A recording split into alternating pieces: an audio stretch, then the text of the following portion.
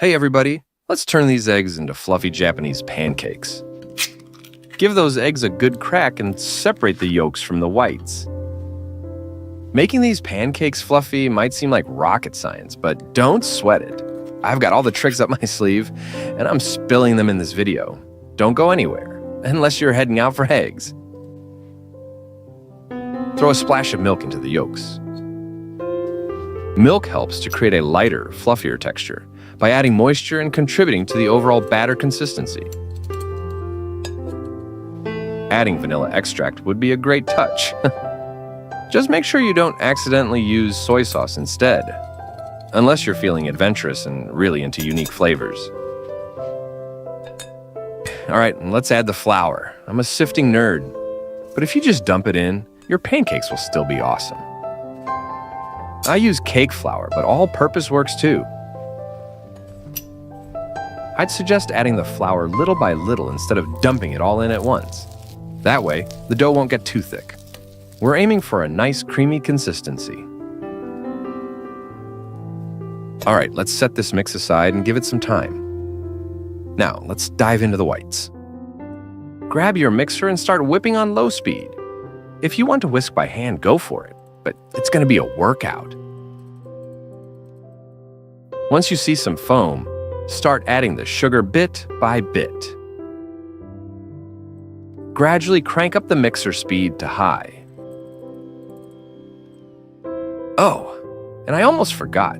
It's a really good idea to pop the egg whites in the freezer for 10 to 15 minutes before you start whipping them. Cold egg whites trap air more effectively, which results in a fluffier, more stable meringue. Whip the egg whites until stiff peaks, but don't go too far. Once they're shiny and can hold their shape, stop. I messed up once and whipped them too much. The batter ended up too runny. We finally made it.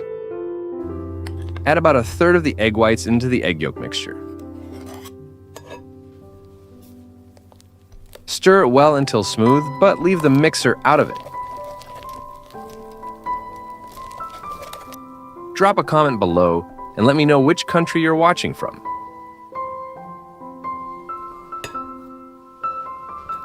Now pour this mixture into the rest of the egg whites. And while you're at it, I'd love to hear your thoughts on how I can make my videos even better. Gently fold it all together with a spatula. Don't use a whisk or mixer. Keeping it light and airy is key. This technique creates air pockets that make the pancakes rise to incredible heights when cooked. That's how tasty it ended up.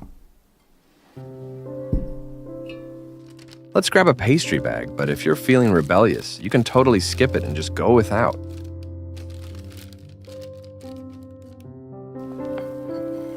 All right, transfer the mixture into a pastry bag. If you don't have one, no worries, just use a regular bag and cut off a corner. Actually, you can just gently spoon the mixture if you prefer. Turn the stove to low heat. As you can see, I keep the flame super low so it doesn't go out. And give it a quick oiling. Getting the right heat is crucial for making Japanese pancakes. If it's too high, the pancakes will puff up fast, but also deflate just as quickly once you take them out of the pan. Now, gently squeeze the batter onto the preheated skillet. You'll notice it holds its shape and doesn't spread out.